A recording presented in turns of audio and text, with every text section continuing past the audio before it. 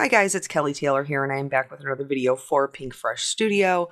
Today we are going to be making a pair or a set of 2 birthday cards, and the idea is how you can make 2 cards with the same products but help them to look differently.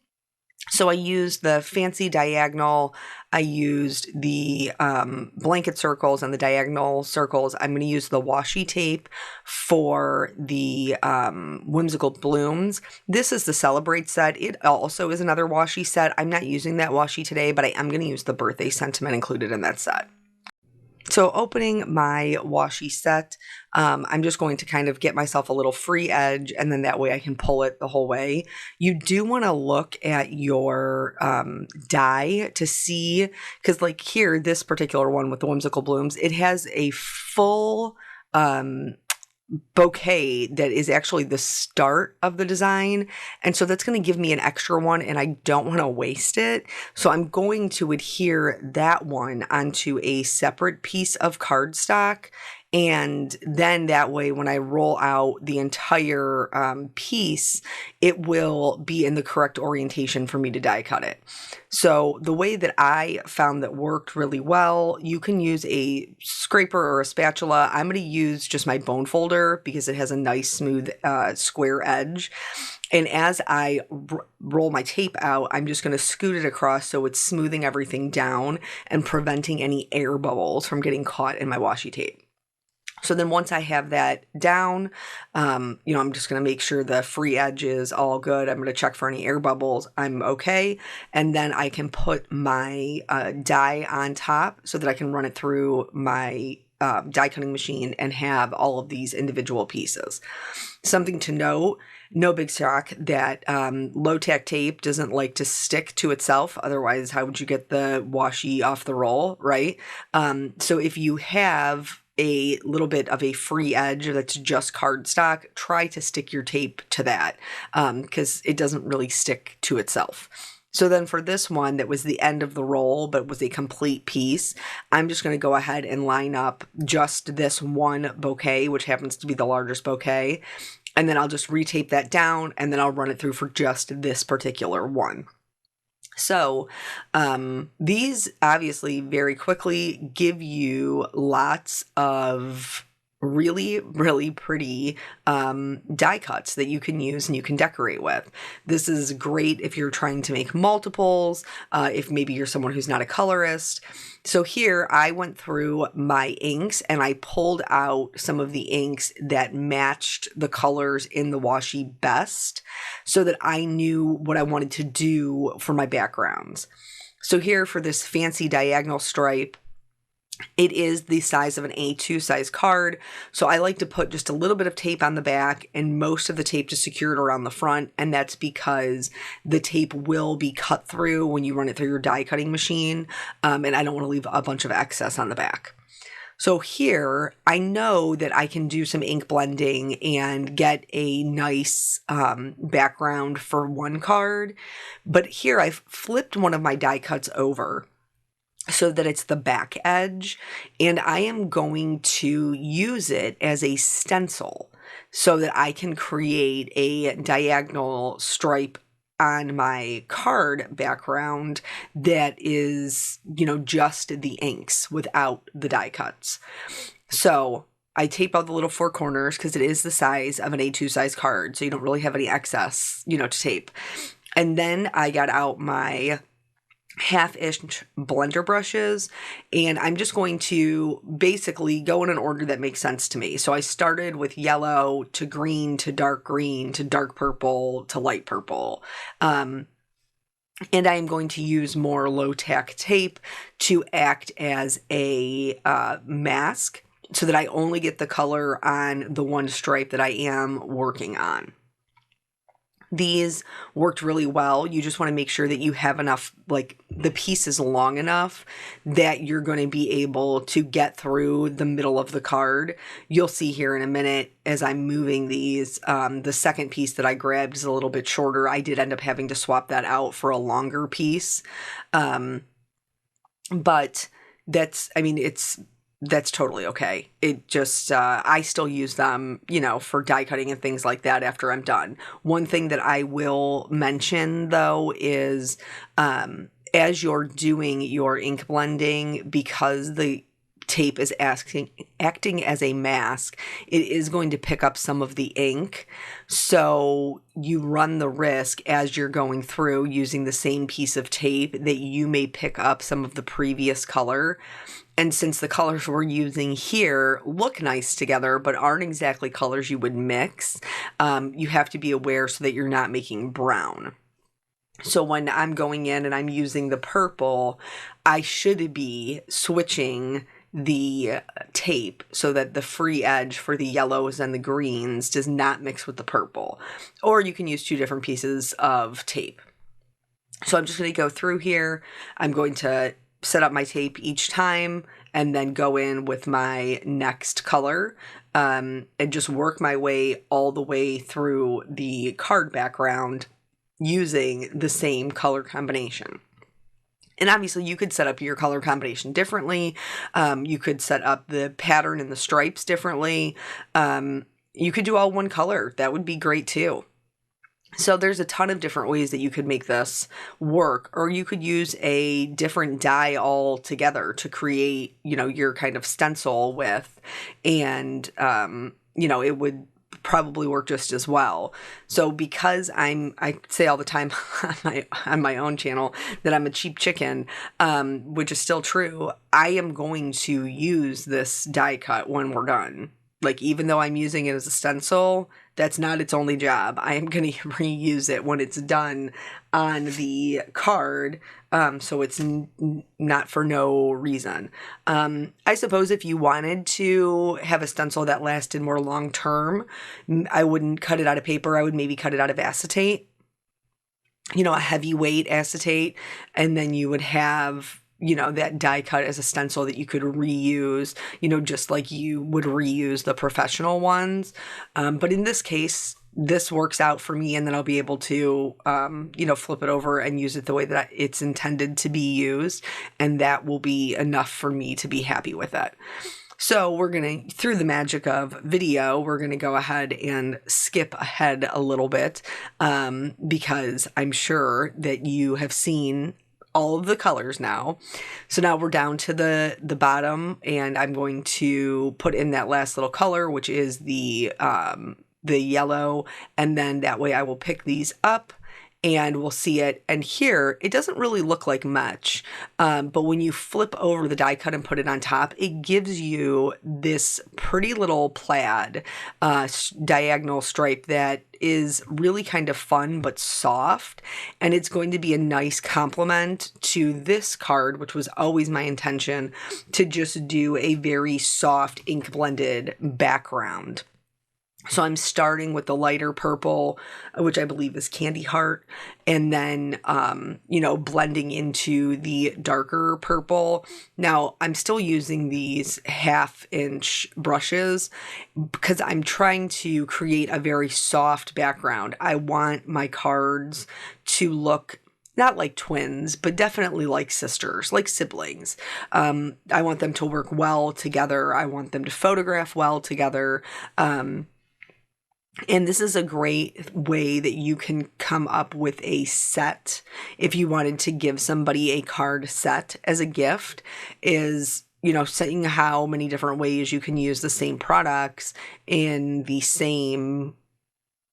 a similar fashion, not the same, but in a similar fashion, so that they go together, they clearly look like they're a set, and then you can, you know, give them away as a gift, which I used to do all the time when I first started card making. So here, I went from the light purple to the dark purple to the dark green, and then I'm going to go to the light green and then finally to the yellow. Now, you don't have to worry too much about making sure that your ink blending is super even, because we're going to put a die cut over top of it. I still try very hard to make sure that everything is blended, so I will go back in, you know, and go over the other colors. So like here, I blended the light green into the dark green. Now I'm going to go back with the dark green and make sure it's blended, and then I'll go in with the yellow. just because I like to try to make it as smooth as possible. But in this particular situation, because I'm going to put a die, an A2 size die, so the entirety of this piece of cardstock, it's not going to be as noticeable as it would be if we were just leaving it the way that it is. So that's what that background looks like. Now I have those diagonal stripe circles. I also have the blanket stitch circles, and I use both of them for 2 different sizes. Here I'm cutting the diagonal out of vellum. And then we're going to do something a little bit fun. I don't know if you have seen this before. I personally have done this before. I really wanted to add kind of a metallic vibe, a little metallic accent to these cards, because I think it helps them to look really fancy.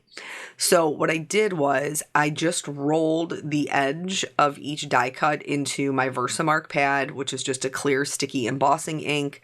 And then I created like a little pile of gold embossing powder, and I did the same thing where I just rolled it right through there and then heat set it. And that's going to give us a really nice gold accent, but just on the edge of the die cut. If you want it to be a little bit more haphazard or have a little bit of a wider edge, then I would recommend just putting your, pouncing it on there, or, pressing your cardstock into the Versamark and then cleaning it up with a dry paintbrush so that you have the edge that you want. Just one thing with vellum, you just want to make sure that you keep it moving. So for the sentiment, I use the same sentiment on both cards because in real life, birthday cards is what I give the most of. And I really like this one from Celebrate. It says birthday wishes. So I did end up stamping 2 of these in gold and then heating them with that same gold embossing powder that we used for the free edge of the circles. And then these do have a coordinating die from that die set. And so I used that to cut them out. It's very nice because it's not like a big, thick die cut. It's very thin, and you can see all the beautiful script. So here for this one, all I did was take 2 of those large pieces from the washi and just flip them upside down, like one up and one down, and then put a circle in the middle, and this card was done because it was more than enough to fill out the whole card. For this one over here, I did have to mess around with it a little bit more because I didn't have those large pieces. I only had 1 large piece. So here I put down my smaller circle and then the larger vellum circle, and I put down my large piece first. And then I kind of started just fitting in the other ones to go around my circle and create my focal point. And what I realized pretty quickly is those smaller ones, none of them have that really dark, kind of lush green color that I really, really like. And only the larger one had that. And so I was like, well, either I have to cut another larger one, or I have to cut the larger one that I have so that I can have that green in 2 places and have a good balance. So here we're just going to go ahead and glue this down. I just glued it down flat. Here you can see this is the same one that I stenciled with. And we are going to reuse it because I told you I am a cheap chicken. So here just, using, this is my precision glue press. It has a fine glue tip on the edge. So any glue that you have that has a fine tip should work pretty well. Not so much for the stripes. The stripes are actually a pretty good size. It's the border that you need to have, like a little bit of a thinner one for. So once I have glue all over that, I will then flip it around, and I like to try to line mine up like at the bottom first, and then I will line it up one side, and then just kind of lay everything down, that isn't already on the card after that. I hope that makes sense. So then once I was happy with that, then for these ones, I actually decided to glue them together, glue the 2 florals together first. And then this way I would be able to pop it up to create some dimension. And I just think that that adds just a little bit extra. You could do it flat and it certainly wouldn't be a bad design. But I do prefer, going in and kind of popping mine up just a little bit, just to create that added interest, especially if I don't necessarily have a lot of other things going on. But even though we didn't color these images, because somebody colored them, because they are hand colored and they're very beautiful, from the washi, it still looks really fancy, even though it isn't necessarily that fancy, from our making point of view. It really comes together quite easily for us. But I think that's the point of the washies. When you, are looking to make multiple really nice, well done cards, we don't necessarily have the time to always color them ourselves. And so the washi tape is something that you can use to get that beautiful look without having to, spend all of the hours, yes, I mean hours, doing the coloring. So once I have those popped up and my circle popped up on top of them, I'm just going to go ahead and add my sentiment. And then to accent it, I am going to use these metallic gold pearls. They come in a bunch of different sizes, which I really love. And because I like the varying of the sizes, usually when I put these down, I do try to work in odd numbers, because when you work in even numbers, your brain automatically tries to pair them, which is not as pleasing to the recipient or to the viewer. So I put those on, and then I moved on to the next card. Now remember, we're trying to make them sisters, not twins. So here I need to still glue down my my diagonal frame background. So I'm going to go ahead and add my glue to that. And then I have that soft ink blended background. Now, because we use the same colors, even though they aren't identical, they're going to work nicely together, because they are still that same kind of soft shade. We applied them the same way. So they'll work really nicely. And then obviously the washi tape is from the same roll. So that's going to work to our benefit as well.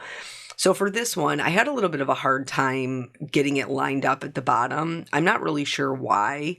It just kept giving me a rough go. I don't know. Sometimes it just works out like that, which is why I use liquid adhesive, by the way, because that way, if I ever need to pick anything up, it gives me a little bit of grace. It gives me a little bit of working room to pick it back up before I'm in trouble. So this time I lined it up at the top edge and then down one side and then laid the rest of it down, and that worked better for me. So now once that's done, I'm going to put my circles in place, and here I'm going to cut my washi because I want that green on both sides. So this circle is going to provide me a place where I can hide that cut edge. And then when I put in this one on the left and the right hand side, I will put full pieces or full bouquets of washi that have been die cut. And that will further hide my cut edge so that I still get that green, kind of on both sides of the circle that I really like. That'll create that balance. But nobody will have to know that I cut the die cut or the washi piece nearly in half. So in order to pick these all up, I am going to put some foam tape onto my little circles here. And then I am going to remove the backer piece, and I'm going to put it down. I stand up in my chair and look directly down at it so that I know I'm getting it centered where I want it. And I'm going to try to pick up as many pieces as I can this way. Now, obviously, you can see I missed the bottom piece and then the top left flower. I did miss those, so I'm going to have to go in and just add a little bit of glue and kind of tuck them back in. I chose to pop mine up with foam tape, but if you were not using the foam tape, you could put liquid adhesive or a dry like tape adhesive on the back of a circle and pick them up the same way. And then for the gluing part, I'm actually, when I'm tucking these flowers in, I'm gluing them either to each other or to that solid white circle, because you don't want to get any adhesive underneath the vellum portion or you will be able to see it. So once I have them all kind of tucked in, then I'll be able to flip them over and I will add my foam adhesive here to pop them up an extra layer. But I will do it as one piece. So this is also going to help hold all those little washi die cuts together, so that they aren't moving around once we, get them adhered to the card. And it makes it a lot easier, honestly, with the foam tape, because it can be a little bit cumbersome when you have a bunch of little pieces. If you pre-attach them, then you can add the foam tape as one large piece and it just makes it a lot more user-friendly. So once I'm happy with where that is, I'm going to go ahead and adhere that. Now, to kind of switch it up a little bit, I am adding more of these washi die cuts kind of on the left-hand side to just offer like another layer and something that's going to help support our sentiment. So in the first one, we went pretty simple, but we had a more complicated background. In this one, we have a little bit more of a simple background, but we have a more complicated focal point. So again, because they're still in the same color scheme, using the same products, they're still going to be really nice together as a set, or siblings, not twins. But they will work really nicely together, but be somewhat different. And you could even do, if you're a person who likes maybe a little bit more involved design, you could do the plaid background that we created with the other one with a focal point like this. I just happen to prefer something that is a little bit cleaner. That's more my style. I don't mind the layers. I like a clean and layered look, but I definitely don't want anything that's going to take away from the focal point that I'm creating. So then this one, once I added those gold metallic pearls, this is all done. And that is both of the cards. So I hope this inspires you to use the washi tape that you have or come up with ways that you can connect your cards together to create a set. Thank you guys so much for joining me. I appreciate your time and I will catch you on the next video. Bye.